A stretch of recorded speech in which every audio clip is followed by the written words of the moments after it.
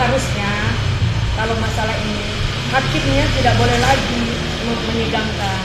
Ini sudah terjadi konflik interest. Dia sudah menyaksikan di situ. Dan kita melihat hakim ini arogannya luar biasa terhadap kita.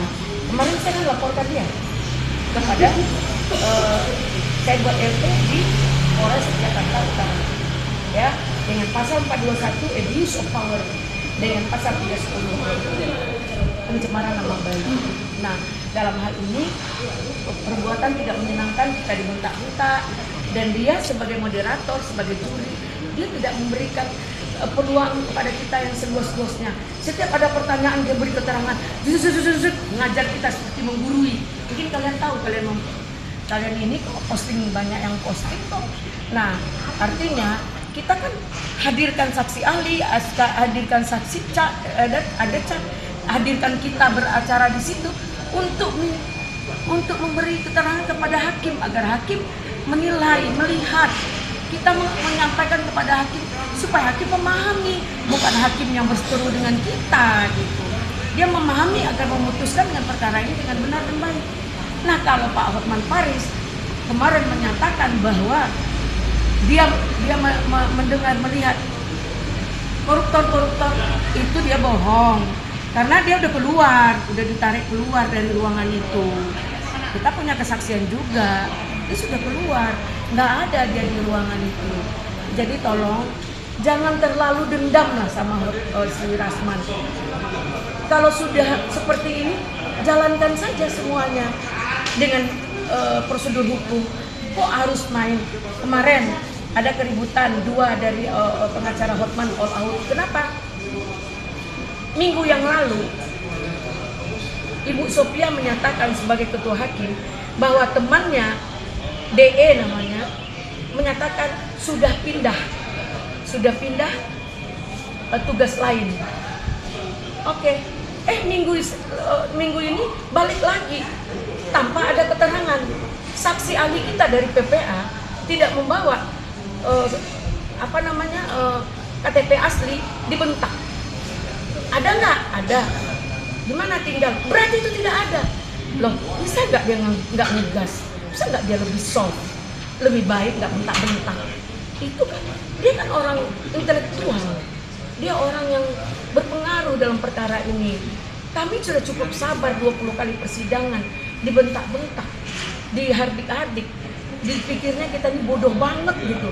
Oke, dia lebih berkuasa, dia yang mengatur semua, dia adalah tuan rumah, kita adalah tamu, kan kita diam.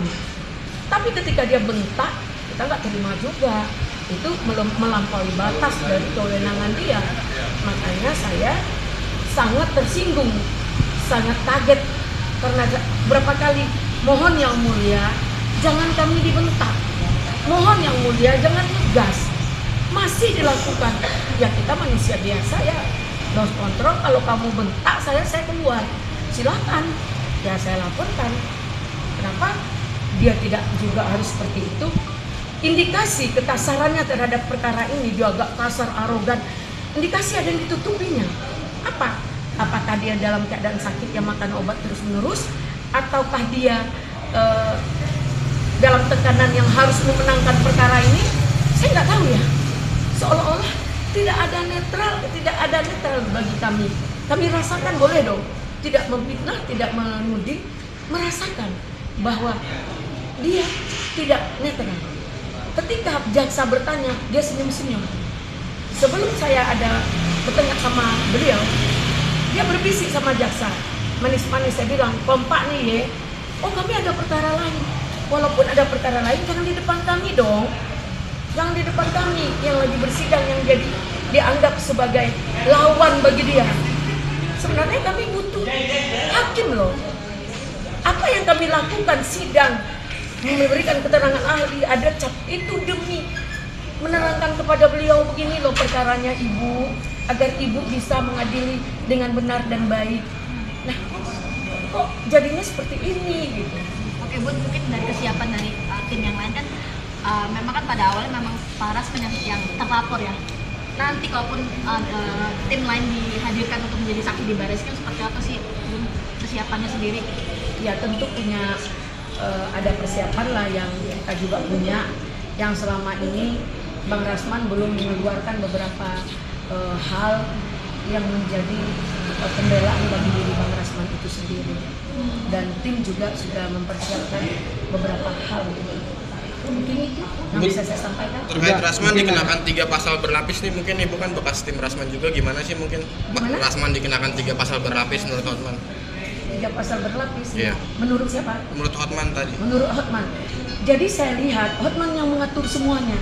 Hukum ini diatur oleh Hotman. Ketika orang itu pindah, hakim pindah, kami tanya, Ibu pindah kok balik lagi? Diperlihatkan apa? Alasannya dia balik lagi hakim itu atas permintaan Hotman Paris. Hebat sekali Hotman Paris. Permintaan dia dikabulkan, tetap permintaan tim kita untuk mengganti hakim tidak dikabulkan.